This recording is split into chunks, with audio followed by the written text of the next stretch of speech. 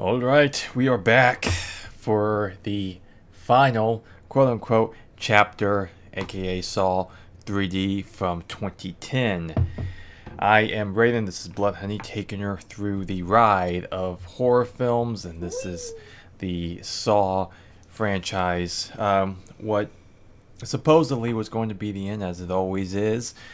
Okay, so like I said, Saw 3D, also known as Saw the Final Chapter. I mean, as you can see in the intro, they have Saw 3D in the title. They don't put the final chapter because, yeah, that was the main one that they were going for because of the whole 3D craze at the time and everything. And so the final chapter is kind of like, in a sense, the alternative title. So, but yeah, this was meant to, in a sense, be kind of maybe two different films, but I think they kind of took ideas that they had and just put it in this one film because I guess, money wise, it wasn't making as much. And they knew you just kind of wanted to, like, in a sense, wrap things up. And so, therefore, you kind of have the film that you do. And so, with this one, okay, we're following a guy named Bobby Dagan. He's a faux jigsaw survivor. He makes people believe that he is. He's written a book and all that stuff, going on talk shows, acting like an ass. But then, of course, he actually lied. But, as if there's anything we know about John Kramer, he knows all. Okay, so don't be messing with him, and then be going around touting that you've been tested and shit because he will test your ass. So I guess by the time it's all said and done, if you survived, that he has an actual book to write. So anyway, going away from Saw 3D and it kind of being the culmination of everything so far, how did you feel? Um, I feel like it started off really weird for me. I was trying to figure out what the heck was going on. I'm like, because I literally said, I don't remember that guy. I don't remember him from any of the traps. So, is he like faking? Because this ought to be interesting. And then obviously things started to unravel. I'm like, yep, okay, let's see what happens. And then as things further progressed, I'm like, yeah, that was pretty good. So yeah, it was an interesting direction, I suppose. Yeah, okay, like, so being a Saw fan myself, and for a lot of people, going into this one, you're a bit more hyped than usual, because especially going off of Saw 6, which, like I said, for myself and for many other Saw fans even, that was a pretty solid entry for us. We thought it's like, okay, that actually did some good stuff. It ended on a really great note, great shot and everything. And it's just like, okay, well, going into this one, it being, supposed to be the end, what's going to happen? And for the most part, I find it is like not even just me, but a lot of people found it to be in a lot of ways disappointing. It's just like for what was meant to be the end, it's I would consider it probably the weakest or like at least second to last as far as the ranking of those first seven films. Just because, I mean, because first of all, I mean, if you watch the film, you realize that the color is kind of off because they did it in 3D, but if you watch it in 2D, you realize that the blood looks kind of pink, and so therefore, like the color grading, they didn't do it right, and so it looks very off, and everything looks kind of fake. I mean, obviously these films are not like high budget necessarily, but they've always managed because of the lighting and everything and the way they shot it. They make it look theatrical. They make it look, the way it's supposed to. But the look of this film in general is off in a lot of areas. Did you notice that by chance? Or I I would have to go back and rewatch it to see certain things, but it was just weird for me because of the angle it started at with the guy doing speaking things on TV. I'm like, hell's going on here, you know? So I didn't wait for that. There it is. yes, thank you. Um the that angle of the movie kind of threw me off a little bit until things started happening later on, and well, the guy actually got tested. Um, and then, well, the things that happened at the end, I enjoyed, but yeah, I'd have to go back and rewatch to notice those certain elements. Yeah. So Now we start off, okay, we're getting like segments from like the first film, and of course we see that Dr. Goring crawling out of the bathroom. That is like, okay, he's alive. Where's it going? And, of course, as Saw fans and everything, going on the Saw forums, like we already kind of had an idea. It's like, okay, he's coming back. They had shots of him. It's like, okay, so how's he gonna play a role in this? And for the longest time, like pretty much since like the first film ended and since the second one began and all that stuff, ever since then, the biggest fan theory, whether you loved it or not, was the idea that Dr. Gordon is alive and that he's somehow involved, like whatever happened to him. That was always the biggest question, and rightfully so. You kind of like, okay, that dude just dead, and knowing the Saw series again as it went on and on, what happened with this guy? And so this film, of course, answers that question. So seeing him at the beginning and everything, what were you thinking was gonna kind of go from there, so to speak? And you see him castrate his wound from cutting his foot off and everything, which is smart. It makes sense and it's interesting. Yeah, he's a doctor. He would know these sorts of things. Yeah. So if he didn't bleed out before he actually made it to the fight. because you last see him crawling his mostly dead ass out the door. Like, he's gonna freaking bleed out. What's going on here?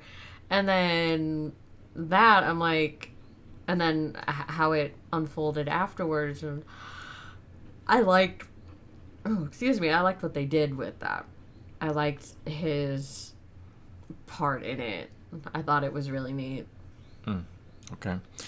Now with Bobby Dagan, and of course, like I said, revolving around his game and all of that, him kind of going through like his, his entourage of sorts, being involved in the traps, and his wife and everything, who's like the main component to it by the end. She's like chained up under this platform. We don't really know what it is or what it does and everything. So with the Bobby Dagan character himself, like overall, like how, because this is Sean Patrick Flanery, who's known for, one half of the Brothers in the Boondock Saints, the Boondock Saints, those movies, and so yeah, how did you feel about like that character overall and the motivation, acting and everything? Like, how did you feel? Okay, like the actor acting the role, not the character.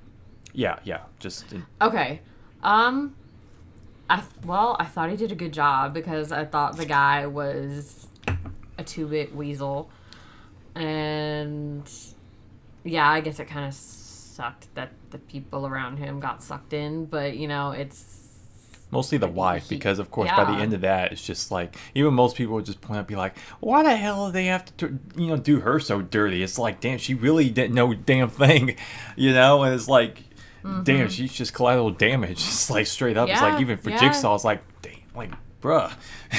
Yeah. Not cool, man. Yeah, that you just kind of feel, I mean, especially with what happened to her, I'm like, whoa. Like, what probably technically would make more sense is that, like, use her as like a, as like a red herring of sorts, like make it seem like she's set up to like get hurt or something to kind of give him the extra motivation to push through. But then by the end, she goes free. But if he failed, he's still trapped or something like that. Right. Or, I feel like that probably technically would have made more sense, since she really has next to nothing to do with, she didn't know, like, when anything. Everyone else around him, though, obviously, like his best friend, the guy, he knew what was going on, and when his publicist, they're just slimy people and whatever. So it's just like, yeah, I can kind of understand them, but yeah. All right, so on the second half of the story, as we started off, we picked up right where Saw 6 ended.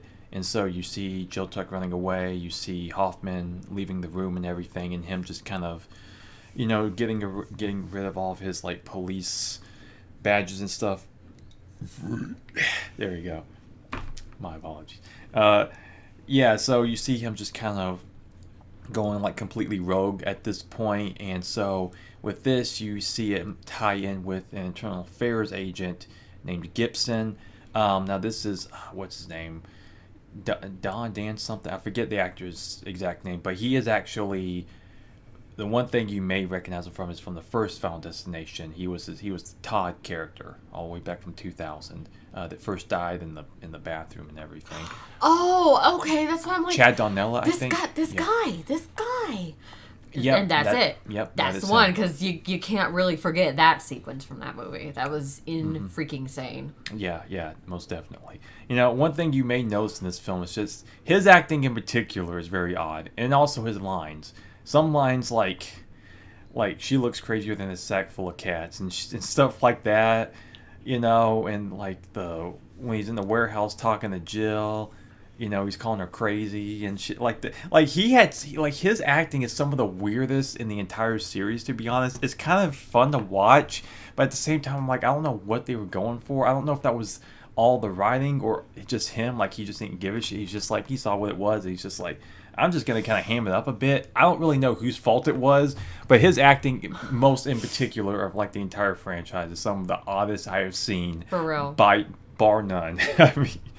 Seriously, I mean, yeah, it's how did you feel the same way? Yeah, some of those lines were really special. Yeah, the cats one, like, yeah. Yeah, and it's like little moments like that. Like, say the one other cop woman, she just walks by. He's like looking, and he's like so obvious about it. He's just like checking her out. He's just like he has these goofy moments. Yeah. And just like man, what is up with you, dude? Like you're such a goofball. I don't know. But yeah, he does have some ties to Hoffman from the past and everything. So they kind of go into that with flashback sequences and. Why Hoffman is kind of targeting him and kind of dragging him into all of it and stuff like that. And, for the most part, like, I can kind of go with a lot of it, but it just seems like for what this film was, like, meant to be, like, the end game of all of this, it just felt like it was missing some bigger ties. Like, you felt like there was something else, like, missing that really would have... I mean, by the end of it, you feel like, yeah, for the most part, things are wrapped up, characters are... wherever they should be, I suppose, but it just feels like there was a grand, like something, there's another piece of that puzzle missing for like the grander scheme of everything, and that's where I feel like it probably would have helped if they had at least one more, at least in this like original timeline and run of films, because I don't know, because like I said, just bringing this one character from Hoffman, like okay, that's one thing, but we hadn't seen him before, we knew nothing about him, and the same thing with Bobby Dagan, it's like, okay, I can get that, but you just felt like again, grander scheme, something else should have played out. Did you feel the same way, or did you feel overall satisfied with, like, the way things were kind of... Well, like I said, it was... maybe that's why it felt weird, is because, you don't really know what's going on, where the angle they're doing, why. And then at the end, obviously, it kind of gets wrapped up, like I said, because I thought it was pretty good. Except for certain parts. And then, yeah, I don't know, it was... Yeah, I mean, because the film starts off, like, with the first trap. It's like the first major public display trap. It's, like, out there in the open. Yeah. In the window, people can see and everything. And you know what? I couldn't remember exactly, but when you mentioned the blood thing... Did I not say that looks super fake? Yeah, you did. Yeah. Like so I noticed that straight off. Yeah. And like that was I said, crazy it's just trap, again, just a lighting thing, because like I said, the other films they all had like that lighting and atmosphere. Like I said, it was like a haunted house scene. Yeah, they look good, but yeah, for what that was, again, it just kind of that's what also sets the movie off and makes it very awkward by comparison to even the previous films. Like I said, fan or not, like I said, even for Saw fans, like we recognize this one. It's just kind of like there's just some things off about this one. It's kind of a shame. That's probably what threw me off was that whole thing there, like even then, like of course, but like I say, even for movie purposes, it's like okay, well that trap in particular, I think even you said it, to where it's like, how in the world they get that one set up? Exactly. How? Yeah. I mean, especially given the trap and the mechanism itself of what all is going on, you had to get that in there, and the people, and you're lugging all that crap around. There had to be big ol' hauling trucks for this crap. Mm-hmm. And where it was, and considering the buildings, there had to be cameras watching. So what? Yeah, you tell me. I mean, even like suspension of disbelief, especially for films like this. Like, okay, I can take that for what it is. That's fine. It's just like, okay, just make the movie itself great. Like I said, just make a good movie. And it's like, okay, I can look past that. It's a solid movie. You know, moving all these traps, getting all these people doing this and that stuff every now and again. Blah, fine, whatever. But yeah, it's just like one of those things you mentioned. It's just, you know, whatever. But I mean, it was a. I mean, it was kind of still kind of fun. It's just these two. It's just these two guys, you know, in this love triangle with this chick and everything. She's trying to like talk to each other. Like she's talking to one guy, being like, "Oh yeah, I love you," and then she just in like moments Straight later up. just flips to the other guy. It's like, "No," I was like, "No, you, I love you." It's like, bitch, you're right there. You're talking like everyone can hear you. It's just like, of course they're gonna see you as a manipulator. It's like, who's gonna care? It's like, yeah, okay, time for you to die, I guess. Bye. Yeah, and some people, I guess, could also say it's like some of the motivation with these other random traps, like that one, and the other one with the garage people, the repair people, who are put in the trap because, well, they're just straight up racist, apparently. And it's like, okay, yeah, in general, it's like someone like that, I get, you know, in a solid trap kind of makes sense, but at the same time, like that and love triangle, just weird kind of odder random motivations, it seems, you know, for trap scenarios. And if you notice, the one guy that was actually in the car, that was actually Chester Bennington from Lincoln Park, who passed away a few years ago. Yeah, that was him in that one setup. Oh, stuck to the seat? Yeah, that was Oh, him. that was...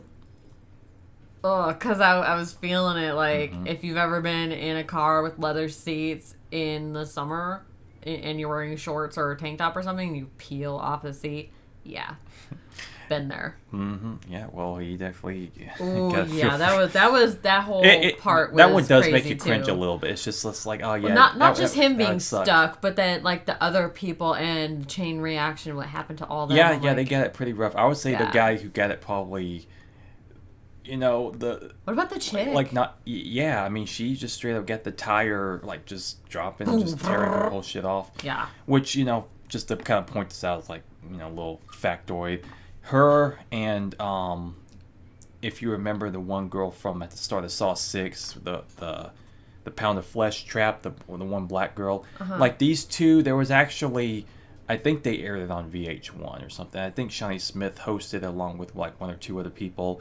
They actually did like 2 seasons of the show called Scream Queens, and so it was like a reality competition show where, oh yeah, if you won, you win a role in Saw 6, and then they did it again for this one, and then I guess as a chance to kind of go off and act or some shit like that, you know. But yeah, Oh. so those two actors were actually from that, just as a little Oh, okay. thing to point out. I But, know of Scream Queens, but yeah, okay. yeah, well, this is a different one. It's like I said, it's a competition reality show, and that's you know, something to point out. But Anyway. But yeah, so yeah, I mean, going through, like I said, the traps with Bobby and him trying to get these people out, I think they were pretty decent traps. I just felt like, I mean, how did you feel about them overall? Did you think they were up to par with some of the previous ones, or? Refresh my memory. Well, the first one being like the one with the fish hook down in her stomach. He had to pull it out. Oh, She was it's screaming. like, shut up. Yeah, that I could. You can't literally feel that, but it's like, I mean, it's one of those things where it's like the objective was for him to get the key out in time and for her to not make noise, because if she made noise, then the decibel level will go up and it will cause the mechanisms to go in closer and to pierce her neck and everything. And it's like, so I know, like especially this one again makes me does kind of cringe a little, because like you could imagine, like, yeah, fish hook having to be down in you and then you have to be pulled out, and you could just feel it just tearing at you. I can imagine, yeah, that's deathly uncomfortable to have deal with, but at the same time, it's just kind of like, did she have to scream that severely? Maybe she could have helped herself. Like the pain itself, like, yeah, you're having to take it, but like, is it her fault? Is it not? Like, I don't know about you, but I mean, either she's gonna die from getting all torn up from the hook, or she's gonna die from getting. I mean, I stabbed in imagine though, even if she did make it through that, probably would have caused like a really jacked up infection later on, like trying to repair that. I don't know how you would have gone about that. Just maybe some serious antibiotics anyway, but yeah. And then the other one being the because all these are based off like the hear no evil, see no evil, speak no evil. And so the second one is the woman. She's on the thing. He has to basically do like a press and to stop the machine so where she Oh. doesn't rise up and it doesn't pierce her eyes and the machine. Oh yeah, that Yeah, one. yeah, and that one looks pretty rough once that kill occurs. It's just like, oh yeah, and just all the blood is gushing out. It works as a pretty Wasn't effective it like kill. the eyes and the mouth, or was Yeah, that yeah, it went through the eyes and also kind of like down through the mouth, like through the throat and everything, and yeah, and it's just like Okay, that. yeah. That one leads for a pretty effective effect, and the third one being, he had to talk to his friend and everything. He's blinded, but it's like up in the air. walking The through trying to missing get the floor key. and everything. You just kind of have Okay. to. Oh And yeah, that one sucked. Yeah, well, I mean, it's like, it's okay. sucked to be in, but Well, yeah, but Yeah. like in general, like I felt like it was okay. Like I get the general gist of it, but it's just like that one's fine. yeah, it was tame. Yeah. How did you feel about Jill throughout this movie? Jill Tuck, Jigsaw's ex-wife, Well, yeah, that and just kind of like, I'll say straight up, it's like I felt like her acting too in this one felt like it took a step back. I mean, it's Betsy Russell. She's done fine so far, but I feel like in this one in particular, especially with the way that they had her character, she just kind of like, like freaked out. Like she's like she really does like just looks all paranoid and shit, and she's just kind of like, and just kind of running scared. I felt like her character kind of took a step back in this one. Did you feel the same way at all? I don't know. I would be. I suppose I'd probably be feeling the same way if I were in her shoes and that crazy SOB was going Yeah, I mean, I after can me. get that. I can get like having to deal with Hoffman and everything, but I felt like so far, regardless, even with Hoffman, even him just kind of like being in pursuit of her, I always still felt like in the previous film she still kind of carried herself a bit stronger than that. Like she always had a more sense of like, a sense to stand up to him or something, or like at least not that sense of fear. Like I feel like in this one, straight from the get go, I just feel like she just feels more paranoid than what her character has been so far. You know what I mean? Well, yeah, there was a plan laid out for him, and he had his little trap, but he got out of it, and well, obviously she knows everything, so he's gonna like do anything and everything to just get her, yeah, and there's nothing she can do. yeah, yeah. So Yeah, like I said, I think it's in part that, but also I just feel like her acting in general was for some reason just a little bit more off in this one, but that's just me. And so, yeah, okay, it culminates into Bobby's game. Okay, he gets there and he has to do the same trap in which he lied about in his book. And that is to put the hooks in his pectoral muscles and lift himself up onto the platform, which, I mean, for this series and everything, all things considered, it's like that, I feel like that's pretty effective, is to put you in the trap that you lied about. And so, yeah, that was interesting. And how do you feel about at least his part of the game playing out and failing? And would you have liked to see something different? Or well, I mean, you kind of hoped that they would have made it. I mean, at least for the sake of the woman. But oh man, you just feel for her. You really do. yeah, I mean, it's like she cooked alive, like she just got toasted, and it's like, damn, man, it's like that's pretty bad. But yeah, okay, and so you have that, and on the other side of things, you have Hoffman just basically going on his tear, and so that whole like junkyard game and everything. He had been close by, basically keeping tabs on the police and everything, and like a semi-twist is that he was basically knowing all their moves and all their steps that they were taking, and so he used this time as a method to get himself into the police station, basically just start slashing everybody. He's full on like Jason Voorhees at this point, just tearing through everybody, and so with this he actually gets a hold of Jill Tuck, and so this is where you get to a moment in which, since the first film, the bear trap, you actually get to see, having seen two versions of it. I mean, one moment I do like about this, I'll give him credit for, is that he's got Jill, he's in the evidence room, he sees the trap that he was in right there on the rack, and then he looks over and you have that pan over, and then he's just like, no, let's go old school on this shit. He just sits there and puts her in the trap, and then this is the first time you actually see the effect of it go off. How did you feel about that playing out? I don't know, cause I liked her and I didn't like him, I suppose that's pretty normal in this case. Mm-hmm. And yeah, you just want him to just get stopped. And well, yeah, as the movie progressed. Yeah. That's why I said that I like how it ended up. Yeah, and some would argue though it's just like, well, with all John's been through and everything, he felt like people felt like he would have had an out for Jill no matter what. Like there's like some would say Yeah. like whether it was a bad decision to actually have Jill get killed by Hoffman, it just seemed like of all the areas for John to slip up, and obviously, he was clever in how he got out of his trap and everything like that, and we know how vicious he actually is. Still, though, some would say, be like, well, Jill, like, nah, she probably should have lived, all things considered. Yeah. But, I mean, we got what we got there. But one thing that bothers me about that one shot is that when it actually goes off is that, like, I know, like, obviously, you set up dummies and everything in the effect, and you have it cut, and then you to just get the shot of the actual effect to make it look as realistic as possible. If you look at it close, like if I was to go back and show you the clip, you'll notice what I'm talking about. I've noticed it since the first time, and it's honestly a big distraction to me. It kind of takes away from the effect. Is that you notice like the second it goes off, like right before that, you notice like you can see her face. It's already yeah. She had blood going down her face some, but at the same time it's so pink looking, and it looks, and you could tell it's like a dummy face kind of like on it. And because my eyes can pick up on that so easily, is that I noticed that it's like a shot of like a fake head right there before it goes off. And so for me, as the overall effect, it kind of takes away from it a little bit. But like I said, I can show you that bit so you can see what I'm talking about. But, but like all in all, still getting to see the bear trap actually go off, it's just kind of like, yeah. Okay. They did her dirty. That's honestly what I felt.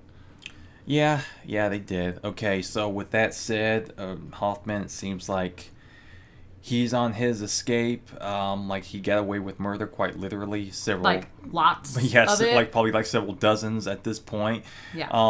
And so he gets attacked by 3 men in pig masks. Now the other two we don't necessarily know about. But one being, of course, Dr. Lawrence Gordon from the original, in which we saw at the beginning of this. And of course, the big reveal is that he had been assisting Jigsaw pretty much this entire time. You'll see the shots thrown in there from like Saw 2 with the Venus flytrap, of like the shot, like him, of course, someone having to do some type of surgery that implant a key into his face and all of that, and you see like even the little limp kind of thrown in there that kind of play into that, which, I mean, if you go back and watch that movie, reasons why they had that shot appear like the person was limping is like up for debate for ages. It's like, well, older John, cancer patient, he could probably do a little bit of surgery stuff here and there, like a little cut, slide something in, whatever, you're done. Or like I said, to help plant seeds for whatever potentially in the future could be of Lawrence Gordon, because, I mean, it's not like they knew 100% what they would have done or what would have happened at all with the series. But then even like other characters like from Saw 4 and stuff like that, the stitching and all this other stuff, and he gave them the idea for Dr. Lin being, they worked in the same hospital to tie into that game from Saw 3. And so, yeah, that's the whole thing, and you end with the fact that he's locked Hoffman back where it began, where he belongs, and then, yeah, you get the closing moments, him getting to shut the door on Hoffman with his game over. Now with that, you're satisfied with? Yeah, and I like that he got a new leg out of it. Yeah. That was a pretty cool thing, but... Mm-hmm. Yeah, and he gets that one final look at his foot. It's just like in the sun. It's just like, oh, yep, that's still there. Good times I had in this bathroom. Yeah, I mean, okay, so like for me, like the first time I saw it, like I said, I always love watching the endings of these films and everything. It does leave for a satisfying moment. It's like Hoffman gets his, Gordon is back, got your music jamming out. He's got the saw, he's got great lines like, I don't think so. He throws it. Which, like I said, as far as like the way it was shot and its effectiveness and the way it played out, I really do enjoy it. It works, But for like a lot of Saw fans, like some would say, like it's either for better or worse that they had him be the guy, because it's like, one, well, what about his family? Did he ever go back to his family? Like, did you really think of this character as turning on all of that and just helping this guy who put him through all of that? Or, like, like, does it make sense for this guy? Like, was it too much of a lazy idea? Because considering, like I said, it was kind of like the fan theory, like, throughout this entire series, and the fact that they did it, it's just like, well, does it seem like they could have done something different? Does it work? But like I said, I mean, I know it's not like you were there, like, going through all this stuff at the time. And I'm just saying, like, because me being in the thick of it, reading all the stuff and what people were saying, in the grand scheme of things, like I said, it closes everything out. It's fun still. It is what it is. But I guess, I mean, that's what they had. So all in all, you were satisfied and just. Well, yeah, Hoffman got his, which is what I was wanting the whole time, especially after he asked those FBI people. It's like, dude, that's straight up murder. That is not what he would have done. And yeah, them doing Jill dirty, that kind of doing her dirty, and then like the fakeness of the blood at times, it was just like, eh. So it was all right. It wasn't like super fantastic like the very first one. So yeah. Yeah, I mean, watch this recent time. It's just like, again, so much time has passed now. It's hard to believe it's just been 11 years even since this one. Because, like I said, I remember like it was yesterday when it came out and everything. But yeah, I mean, like I said, at this, like, with this series, like I said, is a huge, like, staple for me. Like I said, it kind of sparked my general interest more so in the horror genre. Like I said, I've always kind of had, like, certain films here and there throughout my childhood that I've looked at. Some I probably was kind of scared of, some not so much. But like I said, I was just a fan. And like I said, I went to some horror conventions, like starting with one, then another. And then, like I said, next thing you know, all of a sudden, like I said, I'm here, like, watching the horror films involved with this community and stuff like that. So like I said, I owe a lot to this franchise for giving me a lot of the insight into that stuff. And like a lot of these films, I mean, as we've seen so far with like the Halloweens, the Friday the 13th, they have their ups and downs for sure, and usually the last chapters are kind of unsatisfactory. This one, like I said, I mean, it does wrap things up, though despite its flaws, like I said, with some of the acting, some of the lighting and blood effects, and just like maybe just overall, like I said, maybe things didn't seem as grand as what they could have been, other than just like Gordon being involved. But yeah, I mean, even for Saw fans, it felt kind of subpar, and so therefore it's just like, yeah, it's okay, but for a finale, it's just like, well, I guess it technically gets the job done. So I'd probably put it at about, 2.5 overall, but it does have its bright spots. So yeah.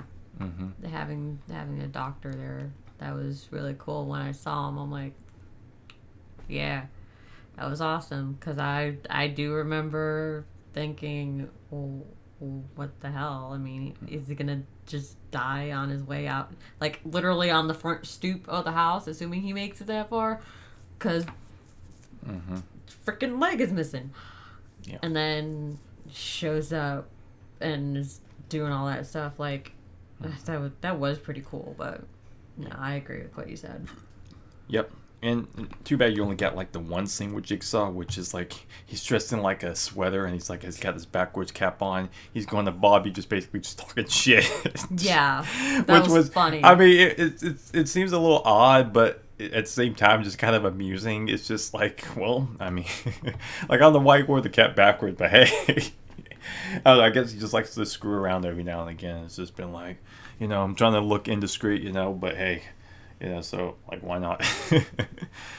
Anyway, yeah, so that'll do it for our review of Saw 3D, aka Saw, the final chapter. There is still technically one more left, which was the kind of soft reboot of the franchise, and we shall see how things go with that. So, we will see you next time. Bye for now.